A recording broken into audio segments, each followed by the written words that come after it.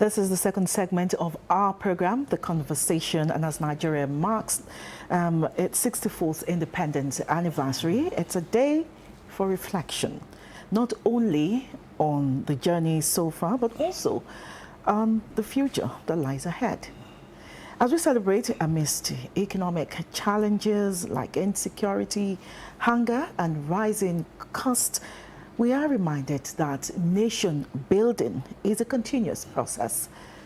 On today's special edition, we'll be discussing beyond 64 years of nationhood with our esteemed guests.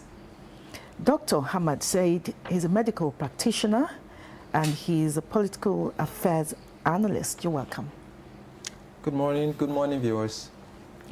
We also have our friend, Wahab Shitu. He's a legal practitioner. You're welcome, sir. Thank you. Together, we'll explore what lies ahead for Nigeria in the coming years. What does true independence look like in today's Nigeria? How do we chart a course for a more prosperous, secure, and unified nation? These and more are questions we'll be addressing. Stay with us. Okay, let's get ball rolling. Let me just get your thoughts on the president broadcast today. Does it bring any kind of ointment to the challenges we're facing as a people? We know there are talking points from there as well, the youth, the economy, and perhaps security as well. But does it touch on those issues you had in mind that you feel the president should address? Let's start from there. Well, thank you very much. I think, first of all, let me congratulate Nigerians on the occasion of our 64th anniversary as a nation, that we are still together in spite of all the challenges we have faced as a nation. It's a testament to the resilience, unity, and cohesion of the Nigerian people. Well, the broadcast by the president, in my view, the best so far. The best so far from this president. You know, the way you assess a broadcast is to look at whether the broadcast actually captures the mood of the country and whether it reflects popular consciousness. In my view, it captures the mood. The president recognizes the fact that there's hunger, there's suffering, and that people justifiably are facing hardship in terms of rising cost. That acknowledgement alone is the hallmark of a statesman. There was no pretense, and he also called for patience, understanding of the people in addressing some of these challenges. And the broadcast also went on to explain what the government is doing at various levels in order to cushion effects, what policies have been rolled out. So I think we must salute the president for the speech. Whoever wrote the speech for the president did a yeoman's job. Now we know that the president that we have is conscious of the fact that the people are suffering, and that there's a need to satisfy the people and bring them out of this problem. So I commend the speech. Okay, Dr. Said. Yes, thank you very much. Let me join millions of Nigerians to heartily congratulate ourselves that we're still here, and congratulate Nigeria on its 64th return to self-rule. That said, not exactly a deviation from our learned friend's submission. However, I see the president's broadcast as atypical. It's one of the realest I've listened to in recent times. And I must be very frank with you, there was one word that I was looking for throughout the broadcast. I still read through the text, and I was very happy I did not find there. And that word is palliative. it will sound counterintuitive, but I think that Mr. President and his advisors, as well as a number of administrators of state affairs across the country, are beginning to realize that the true solution to the people's problems and what they're asking for is not handout, it's not temporary relief. Reliefs. So Mr. President touched on three things, if you ask me. One is to state the reality of affairs from local to our foreign standing in terms of our reserve. What he met, what he had done despite that amount of about 33 billion, and in spite of reducing our servicing from over 90% to about 67, we still have appreciated in our foreign reserve. That caught my attention a great deal, because that is what improves our lendability, so to say, both at home and for foreign investors. Second thing that he touched on that I also liked is the plan for implementation, not just bogus promises of we're going to do this or do the real-term plans for implementation on things that will begin to take us out of here and into the future. That's what the government is doing about empowering the agricultural sector, and especially the local content of the equipment and all that we're going to be using. Because if you say empowering agricultural sector, if it boils down to having to import tractors and spare parts, again, we're going to enter into the boot loop of Forex challenges. The third thing is the youth. You know, it wouldn't be a complete address if a specific passage had not been dedicated to the youth. And it's not that of patronage. Mr. President, in my view, had not patronized the youths by, you know, all those sweet things. We listen to you, we hear you, and all of that. I think that he touched on areas where he's now re-challenging the youth. All right, we want change. I'm bringing you. Come and tell us. Interact with yourself. And it's not just some kangaroo 1 or 2 days conference where you speak a lot of English and then everybody brings a Googled technical solutions and all of that. It's enough time for people to actually interact and come down with, you know, real-time way forward. In addition to, you know, the establishment of technical days and IT that, and I think by and large, I'm not going to score him an excellent. We're far from there. I think that he, in my view, has remained true to the realities, and he had been cautious to not give Nigerians yet some new sets of, you know, big unrealizable promises. Okay. I want you know, ask a question, because on my way to work this morning while I was listening to the radio, Nigerians are saying, look, it's still the same old thing. It's still the same old speech. It's vague. And until they get to the markets today and tomorrow and the prices of food have come down, they will believe Mr. President. So talking about agriculture and food cost, which Mr. President talked about this morning, he praised the governors, you know, for some governors, yes, for embracing mechanized farming to reduce food prices. What are the key challenges, you know, to fully realizing, you know, the potential of agriculture here in Nigeria? Okay, I'll start. There are many challenges. As a matter of fact, every single challenge that confronts every aspect of our economy, macro to micro, challenges agriculture. In my view, I think the biggest challenge that that sector faces is us, Nigerians. The culture of not wanting to return or stay in the farms, one. Two, the culture of just hit it quick. And I give a good example. There was a time there was this, you know, insane spike in the exchange rate. And then right the following morning, the tomato seller, you know, in my side of town, I have them lining just on the way to my clothes. You have tomato sellers, pepper, fruits, and all of that. So I interact quite practically.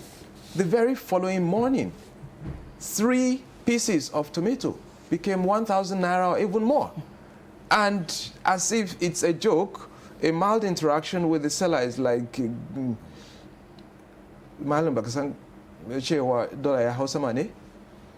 didn't hear that dollar has gone up. So you want to ask yourself, if dollar went up last night, how does it immediately begin to affect the... There is also this incident in Mile 12. I wasn't there, but quite a number of people corroborated that. There was almost a dichotomy, all right? Some of our brothers from some parts of the country were selling the, pepper and all of that for some amount, and they were almost ostracized because some of our brothers from some other parts of the country were not in consonance with that, because they wanted to raise the price and these other people wanted to keep selling for the old price. So I see the major challenge as the Nigerians' challenge. And the third thing in that regard is our realization that the farmer of today is no longer that haggard-looking, hoe and cutlass carrying individual, whereas everybody who wants to portray a signal of success must put 3 Ps. And farmers are some of the most comfortable, some of the most self-sustained individuals anywhere in the world, and Nigeria inclusive. In fact, many of your politicians, military to civilian, in fact, in government and out of government, I can give you for free that there is hardly one that I know that currently does not have a very big farm. Let's move the conversation forward. Post 64, now we're moving to our 65th year. And the conversation, I know you've done this practical-wise, and of course you've taught so many kids as well in school when it comes to jurisprudence. And here is, we know that democracy rests on the tripod of the judiciary, and we do know that oftentimes the confidence of the people is often eroded because they feel that, where do we get justice from? If it is arbitration, if it is democracy, election matters, if it is economic matters, if it's commercial matters, the judiciary plays a critical role in ensuring that there is confidence in the system. Post 64 years now, how do we get the confidence of the people of Nigeria that, look, there will be equity, there will be fairness as far as getting justice is concerned in the country? Or what are your thoughts about this? Well, it's a stakeholders challenge. It is not something that you can place at the doorstep of a particular stakeholder alone. Justice delivery is a stakeholders challenge.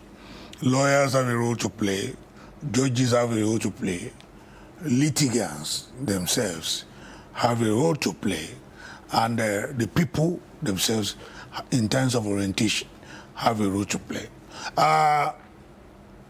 Getting justice, delivering justice to the people is a combination of all of these factors.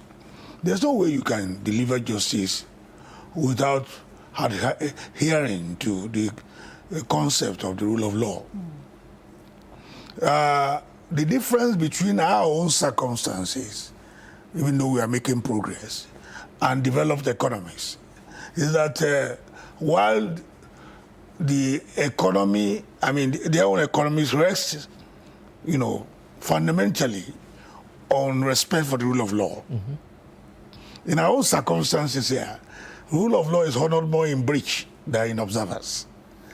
The system there is working effectively, but our own system is grappling with this challenge of working. It's not working the way it should work. And because there's this culture of impunity, anything goes. Who takes the lead here? Because you have a situation where you say it's a stakeholders thing. The stakeholders. Luckily, I'm so happy that we have a Chief Justice of Nigeria now, Honorable Justice Kudira Kekere, that is noted generally for discipline, for integrity, for honor. And there is somebody that all of us look forward to is going to change the narrative. But she's not Going to do it alone? do it all alone. She cannot do it alone. I expect cooperation from all the stakeholders. At the level of our lawyers must cooperate. Those of us in the inner bar must show leadership, and leadership must be shown. And so the bench must be sanitized. The bar must be sanitized, and then people's attitude too. We need a change of mindset. Also, a new orientation to say that we are in a democracy. There's no way we can have a democracy without respect for the rule of law, without respect for constitutionalism, without respect for fundamental rights, without transparency and accountability, without you mentioned about the electoral process. If you have a democracy, then if you are operating a democracy, then those operators must be prepared to be Democrats.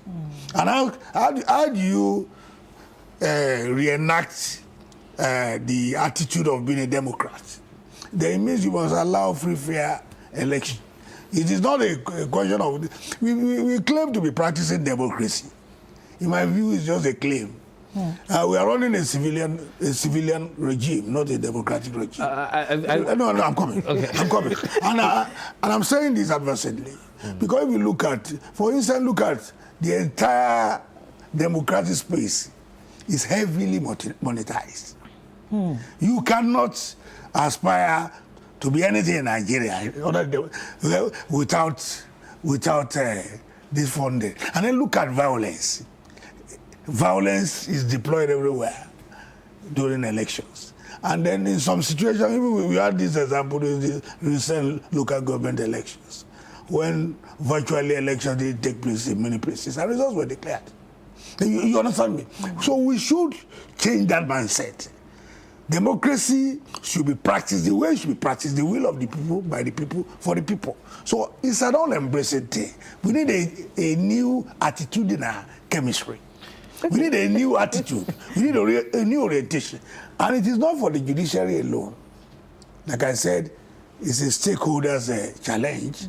As Nigerians, we must be ready to change the narrative, allow a society where rule of law prevails, where justice is served to all without discrimination. And then we are evolving as a country. We'll get there. There's a reason why I asked the question, because I do know that we need to move forward as a country. Yes. Oftentimes we dwell on what has happened in the past, but I do know that you can't do that without having the fundamentals of having the law, or we understanding that the law can guide us into a path that will be sustainable for everyone. And that brings me to the question of where do we start from as a country? Having established that the rule of law is paramount, where do we start from so that we won't have another 64 years of pain and reaching back to previous administration?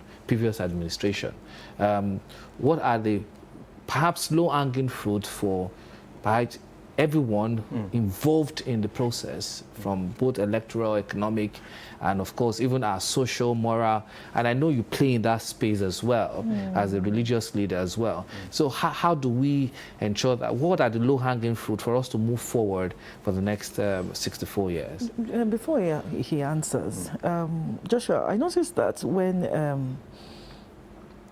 Wahab Shitu was, talking, he was reacting, and I'd like him to just Yes, thank you. share his own opinion. Yes, I just couldn't help it. You see, this is one of the simplest questions to ask, and one of the most difficult to answer, because we have not recently demonstrated readiness to answer these questions.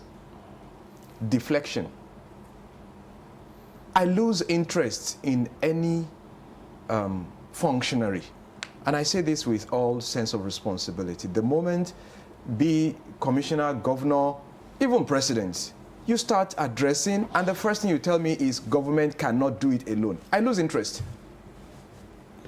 Why? When you were campaigning, you are going to give me bridges where there are no rivers. You are going to give me roads where there are no cars. You are going to give me everything that I want, including what I didn't ask you for. The day that you win, you call it dividends of democracy. The victory is dedicated to the people. The very day after that, suddenly the governor is powerless to ensure that the laws made are enforced. So what am I saying? Rule of law is very sweet to tout.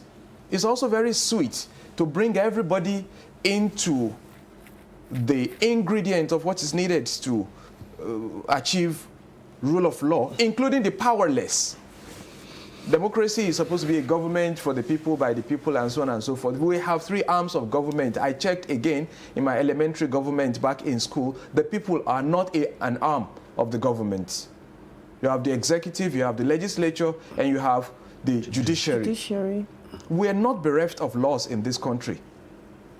We're bereft of effective law enforcement, and I do not refer to brutality. The culture of licentiousness makes people lose hope. In the rule of law, crimes are committed anywhere in the world, everywhere. I believe if people live on Mars, crime will be committed. That's the reason you have laws. I do not know of a country that does not have laws. And that is because it is anticipated that people will break the law, people will do something wrong. But what is the difference? The difference is in other people yet to commit crime. Looking at other people committing crime and seeing that there are ways people go around committing crimes and getting away with it. And we still climb the television and speak English.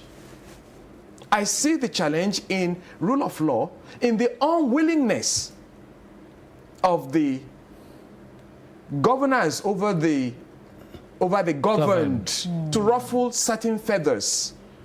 I see the challenge to rule of law in scapegoatism. So where do we go from there? Where we go from there is to begin with, and we have a practical example. I do not mean to patronize anyone or Fashola's Lagos, permit me, was unlike the Lagos before him, and I dare say is unlike the Lagos after him when it comes to aspects of enforcement of rule of law. I bring 3 aspects of people's life in this regard. Traffic laws. The beginning of wisdom in Lagos is the fear of Fashola's Lasma. Whoever it is that you are, you don't follow one way. You don't jump red light. If you have certain exemptions, you are a practitioner on emergency ambulance and things like that, it will be very clear.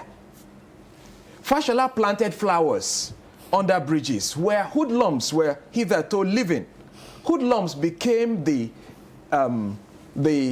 caretakers of the flowers. He did that. He wasn't a military man.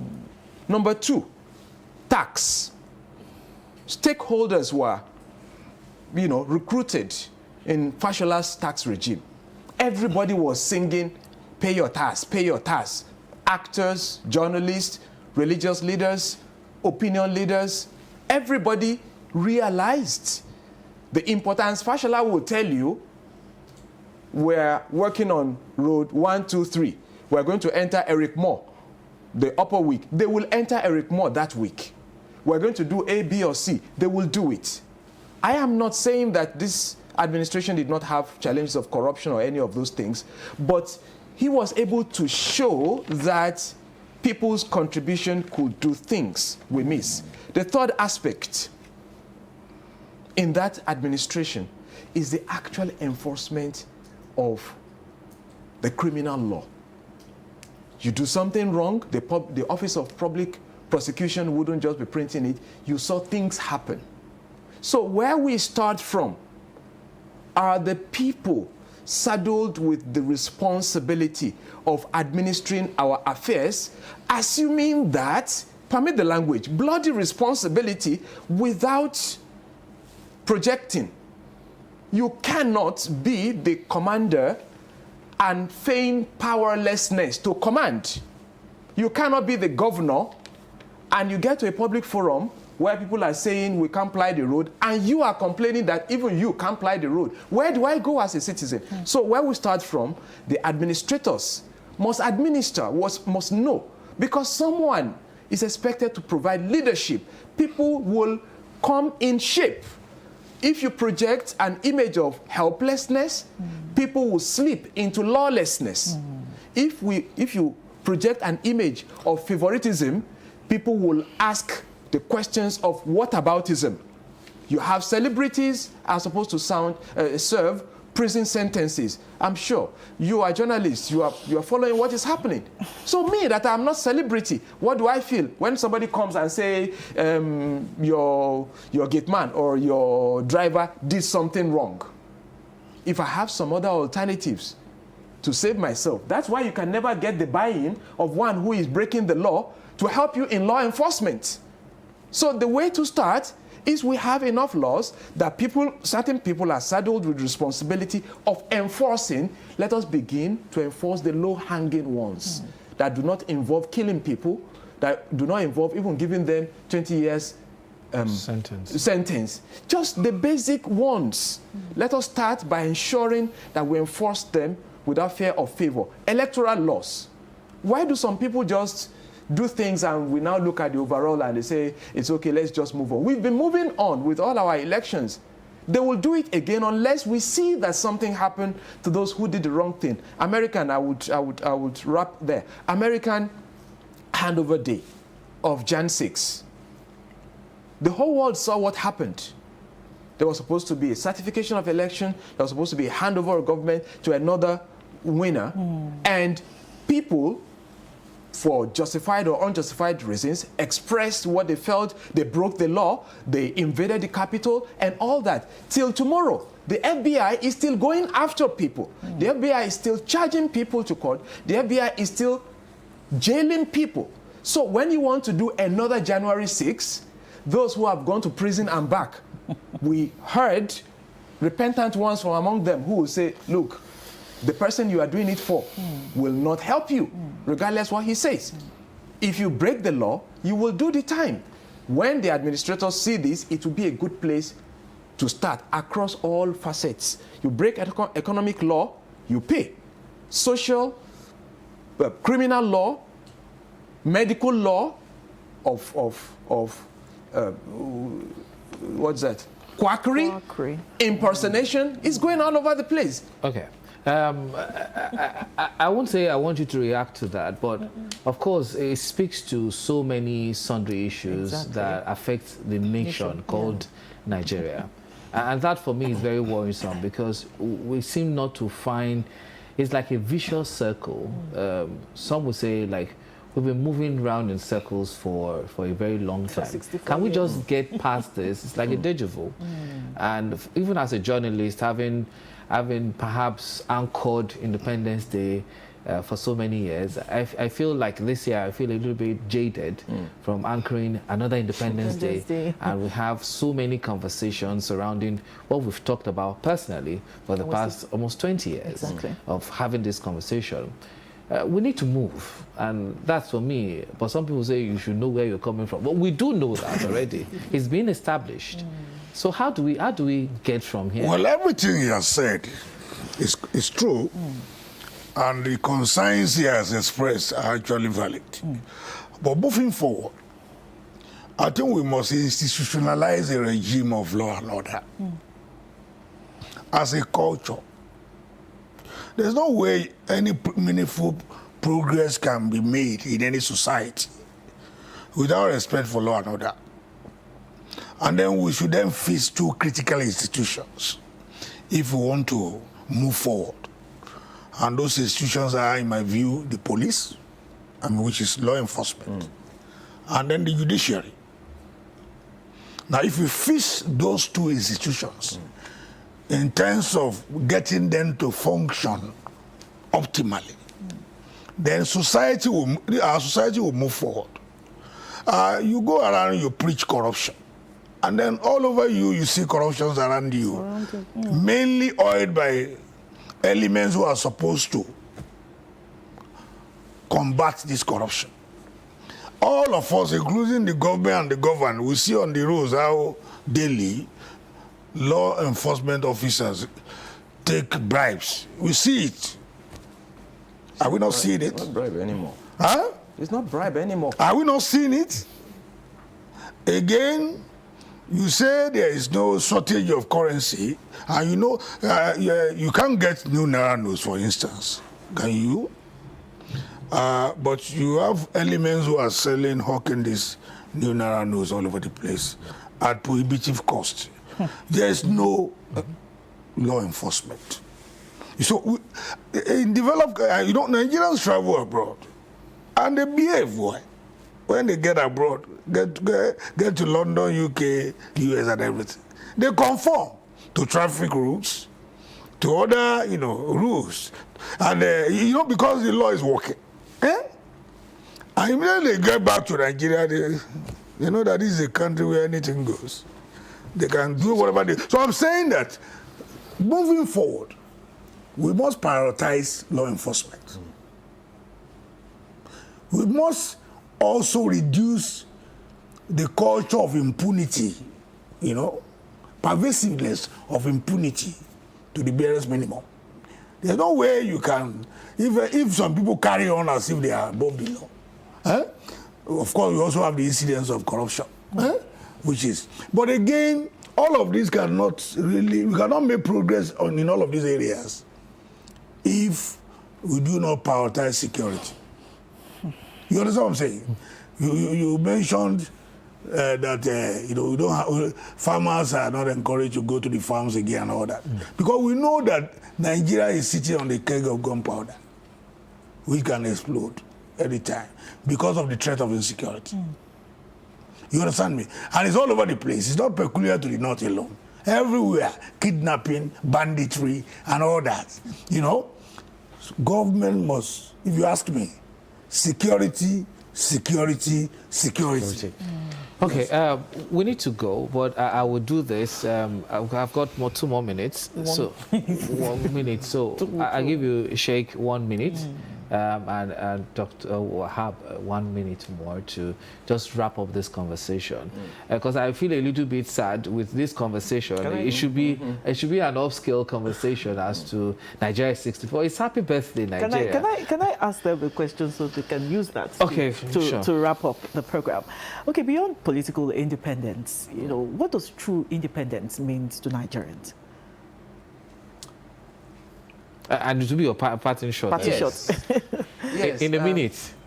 Okay, true independence will be achieved when we are able to not aspire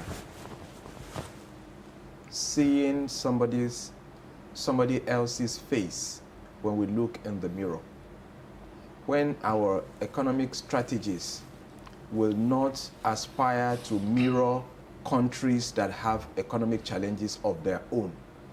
When our political structures will not be a secondment as dictated by somebody else's definition of democracy.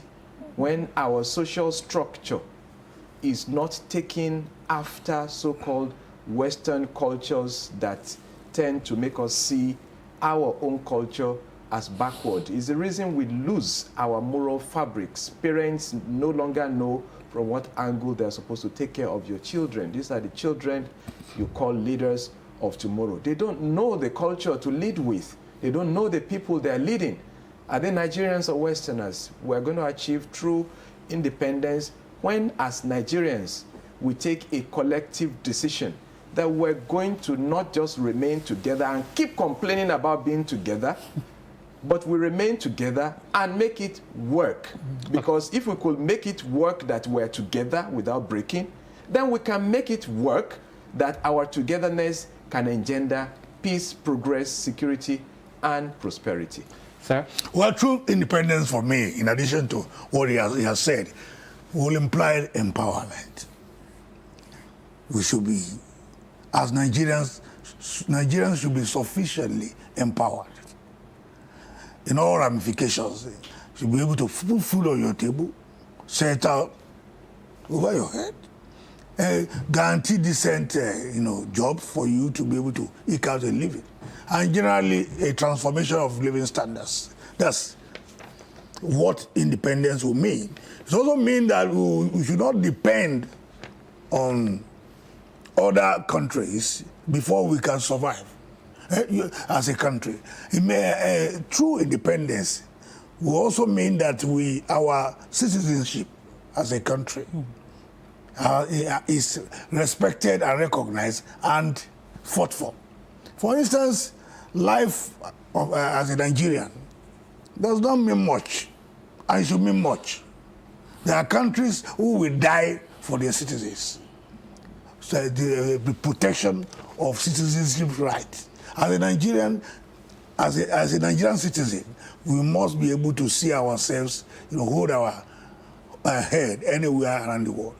That recognition that we are Nigerians must be prioritized. It's only then that we can say we are truly independent.